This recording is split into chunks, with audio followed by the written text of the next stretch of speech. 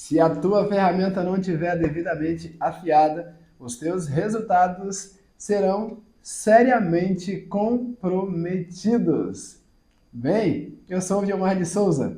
E você? Tudo certinho contigo aí do outro lado? Vamos para mais uma reflexão e com essa abordagem um pouquinho diferente que é falar com você ou desenvolver o nosso raciocínio e transmitir a nossa mensagem através de metáforas e analogias.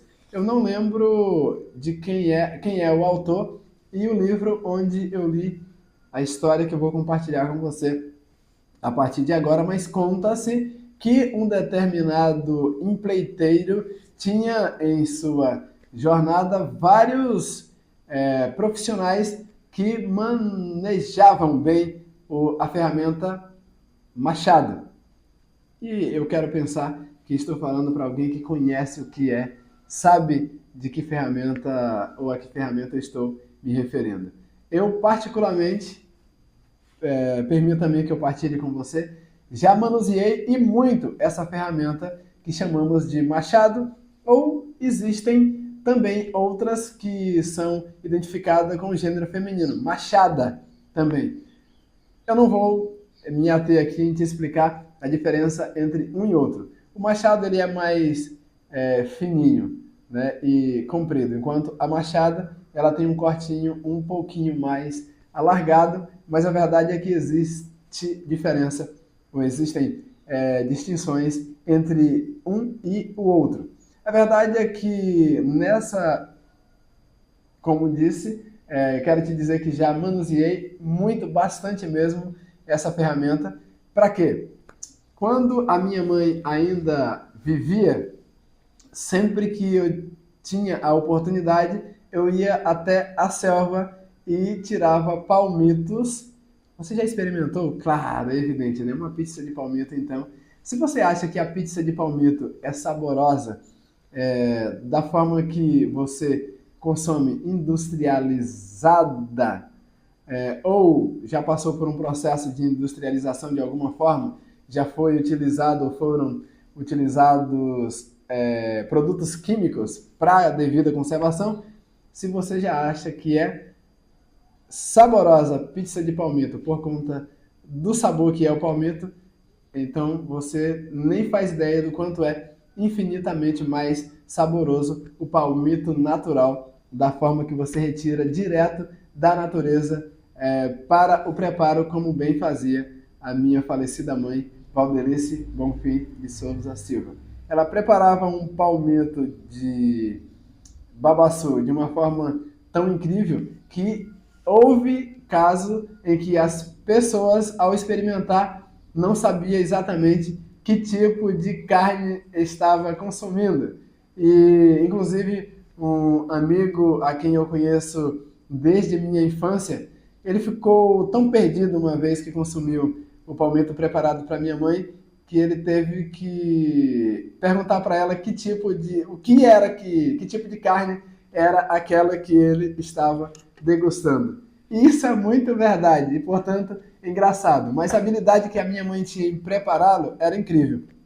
E é bem possível que esse palmito que ele confundiu com algum tipo de carne foi um produto retirado por mim na selva, utilizando exatamente um machado.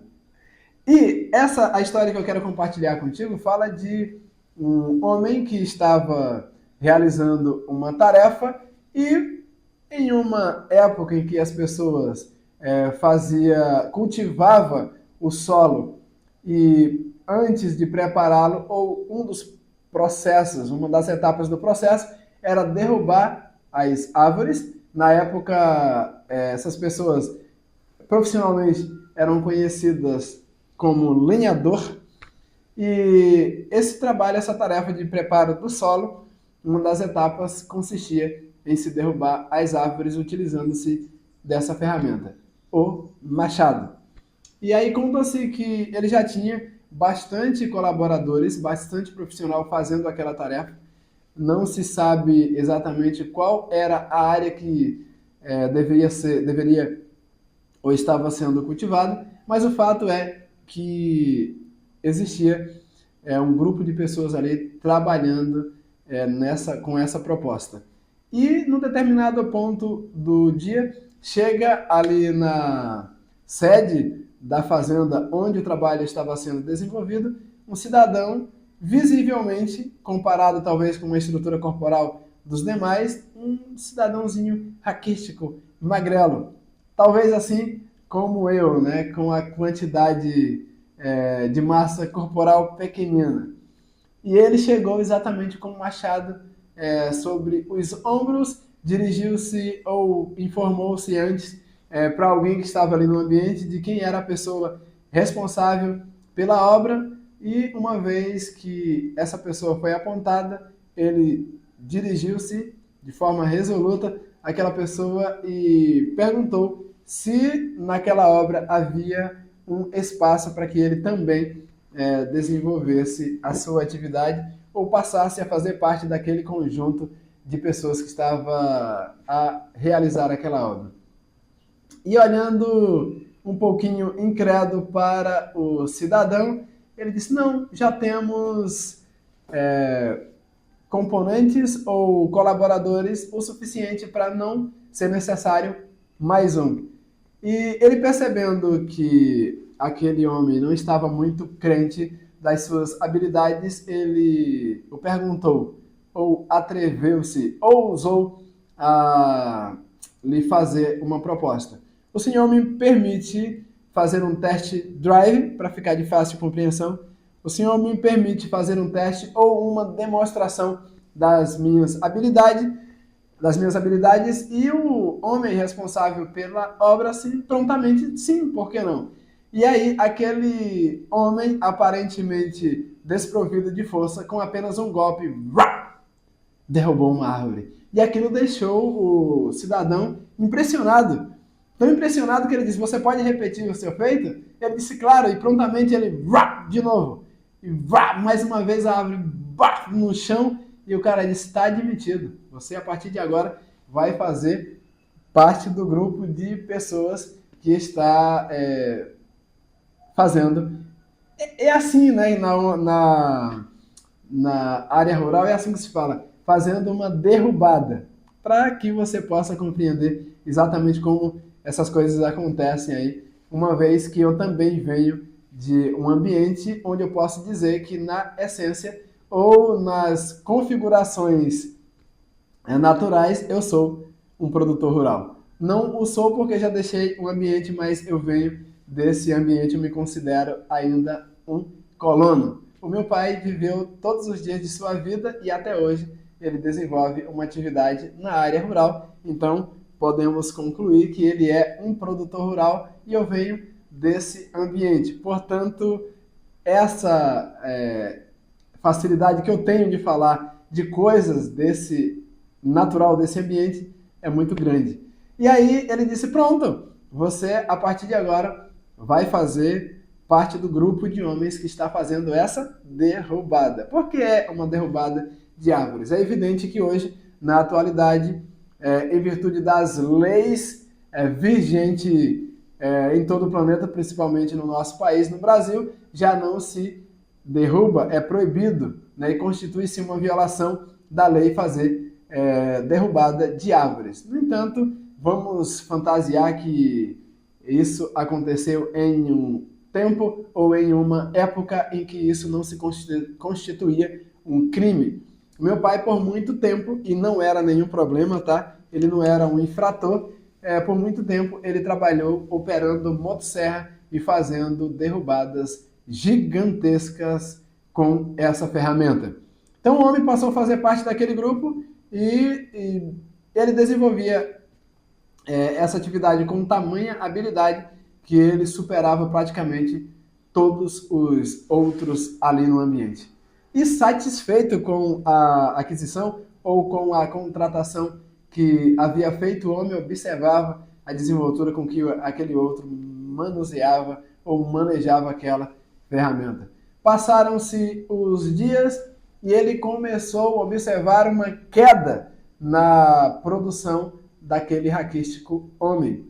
E, sem entender muito bem o que estava acontecendo, ele chegou à conclusão de que talvez precisasse demitir ou dispensar os serviços daquele homem.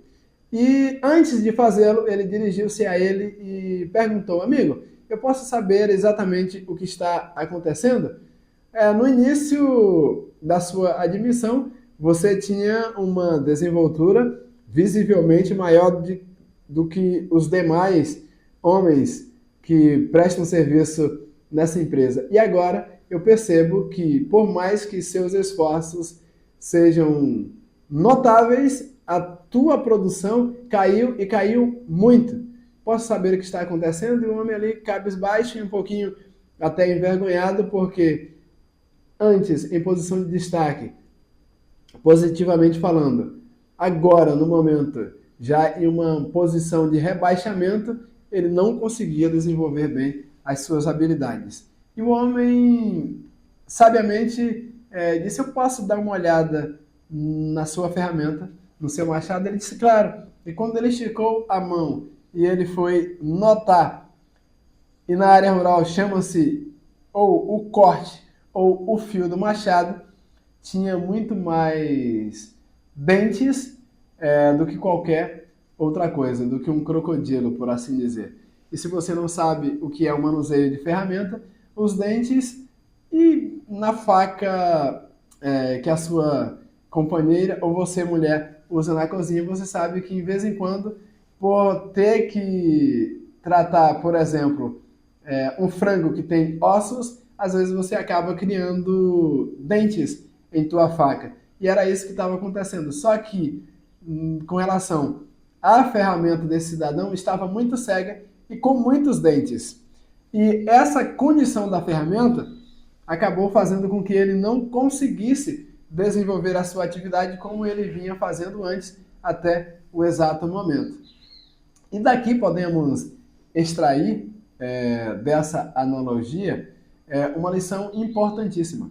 Às vezes você quer ter alta produtividade naquilo que você está empreendendo em tua jornada de sucesso. Mas, porém, contudo, no entanto, você precisa entender que a molagem adequada da ferramenta, e não se engane, as ferramentas, tanto a faca de cozinha, algumas ainda mais que outras, e se você é um chefe de cozinha, sabe muito bem, e você nem precisa ser um chefe de cozinha para entender que essa ferramenta, a faca de cozinha, precisa estar amolada e não pouca, precisa estar bem afiada, por assim dizer. E se a condição da tua ferramenta for exatamente contrária, ela não estiver tão afiada quanto se faz necessário, você sabe muito bem que você vai ter uma desenvoltura ou a desenvoltura das tuas atividades comprometida, e talvez essa ferramenta, na hora do trato da proteína, por exemplo, da carne que você vai preparar, vai te fazer muito mais raiva, você vai isso vai te deixar impaciente do que trazer produtividade e benefício.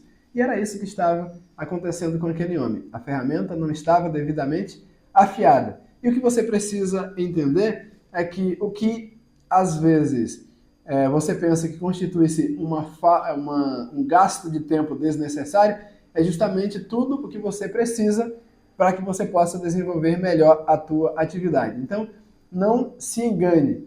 Aquele homem empolgado com a possibilidade de fazer mais do que qualquer outro ali, ou de ser mais produtivo, acabou não tirando o tempo devido para afiar a ferramenta. E às vezes, com o errôneo pensamento de que vai produzir muito mais na tirania da urgência, ou fazendo as coisas de forma apressada, você vai acabar prejudicando a si mesmo.